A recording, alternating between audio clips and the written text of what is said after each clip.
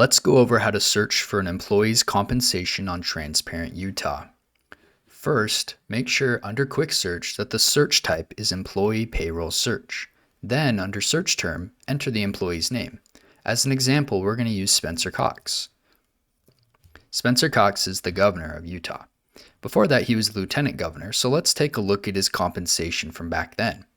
You'll notice that this quick search result shows a few results. It shows any employee name matching the results of our search term.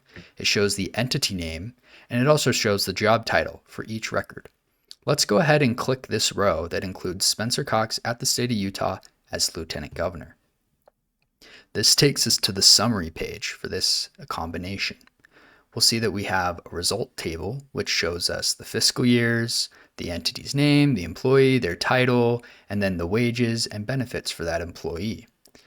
We can sort this data by clicking the title headers, or we can even download this data by clicking CSV, or we can print it up using the print button. We can also scroll down and see a chart of the compensation information over time. To download the chart, you can click this download chart button.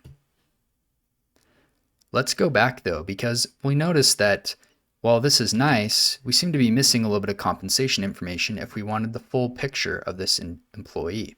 So let's go back to the home page, and instead of clicking one of the quick results, let's search for all results by clicking this search button. This takes us to the advanced version of employee compensation search. We can see that Spencer Cox is our search term, and now we can filter our results. We can filter by year, we can filter by the entity, the employee name spelling, and the job title. Let's go ahead and filter to the state of Utah and governor and lieutenant governor.